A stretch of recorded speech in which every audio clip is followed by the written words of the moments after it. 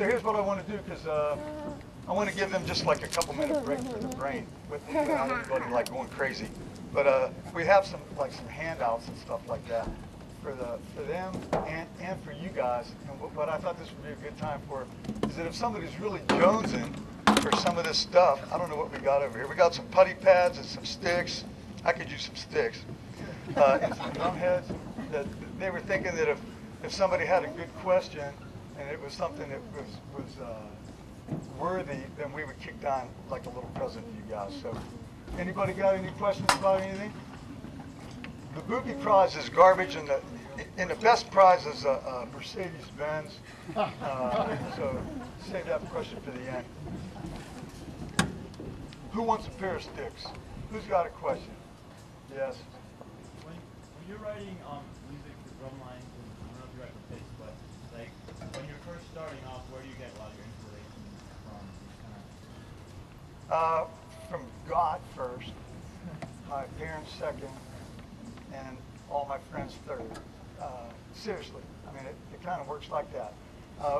What happens is, I've written a lot of controversial stuff that sometimes people don't like it, but in my opinion, it's the way it had to be written. I didn't have any choice. I couldn't write it any different. It would have to be that way, and so like if I would hear it, that's why when I say that I have trouble writing for music that I don't feel or I'm not inspired by it, it's a problem for me. Then I'm kind of writing by the numbers, where you're just kind of like looking what the horns are doing and saying, okay, it's got to do this. Okay, I gotta have some keyboard feature. I gotta have a little timpani thing. I need some drum breaks. And you're kind of doing it methodically just because it's your job. And I don't like writing like that. So if it's a chart that I really like, I don't really have to think about it at all.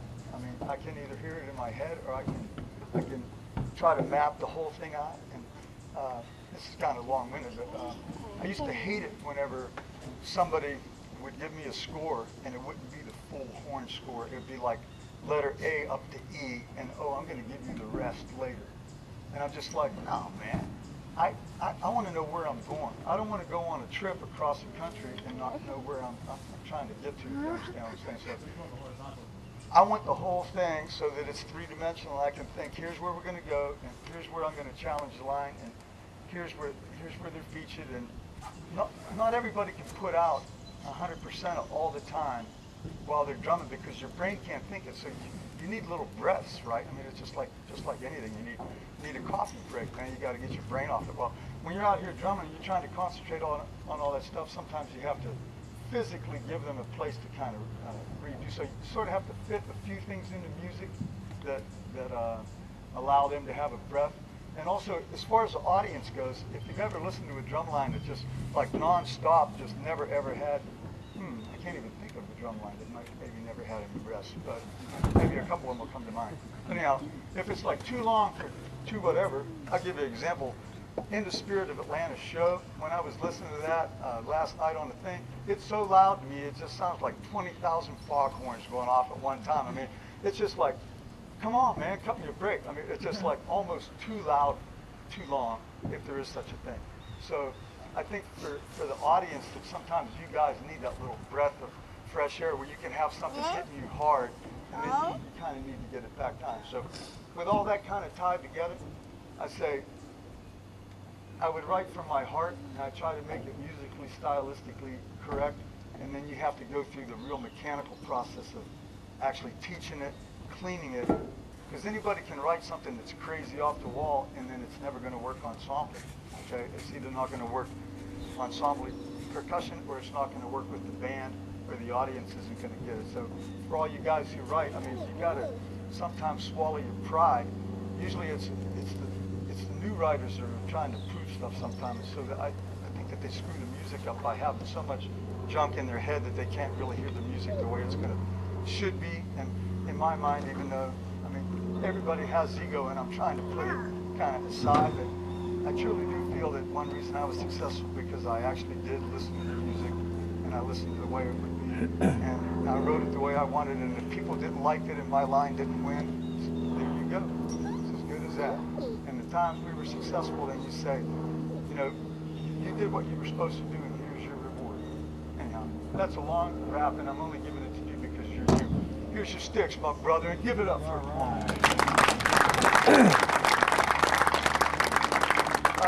next question has to be about this long, with this long an answer. What do we got? Zildjian shirt. Anybody else? Yes.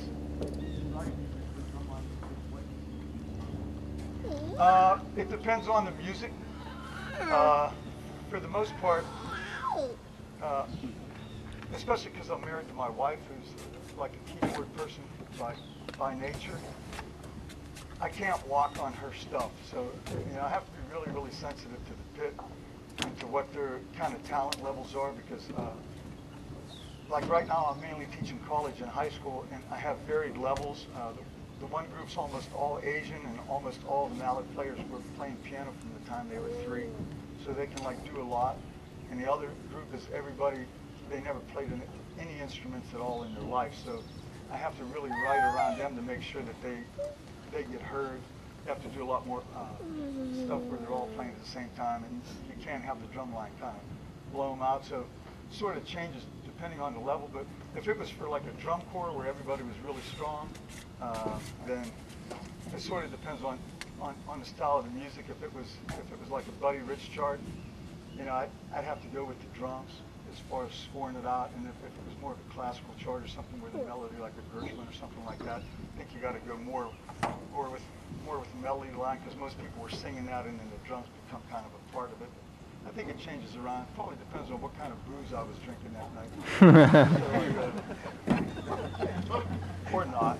There you go. That's it. Next question. This is the last one for now, then we're going back to some stuff. Sir. Yeah, as far as drum corps percussion is concerned, do you enjoy today or back in the day? Which do you? That's a good question. Actually, you know, back in the day, I mean, there was a day before me, so like, yeah. Let's face that. And I enjoyed back in that day. I give you an example. When I was starting in drum corps, they used to have a thing called records. Okay, so I used to listen to '66 Dream and listen to Cavaliers and Boston Crusaders and corps like that. Royal Airs, I think, were on there. And what I would do is slow the record down to 16 so I could actually hear what these guys were playing. And I could tell, even in my own mind around then, and I was probably 15 years old, about interpretation and how people slurred and where they were dragging and what was happening with attacks and releases, because it sounded like, I mean, you could hear like a roll instead of like this would be like almost like 16ths, because it's half speed. And so I think I kind of appreciate what those guys were doing then, because usually what it was a group of people who lived in one town and they all drummed together. They all had problems as far as their technique, but because they stayed together as a group, they could be competitive. My era, I made people move to where I was teaching for the most part. And so you had a lot of locals, but you also had people coming in. So now kind of under more strain to try to get people who don't know each other to play together with a little bit less time. And now it's like everybody's from everywhere and they're together for a lot less, okay? Like you're just coming into a camp. And I think it's hurt as far as the actual amount of training that you can give someone as far as their technique and different things that they can play. Usually all they can work on is their show. So the show actually comes out really well and it's clean and I think it's effective.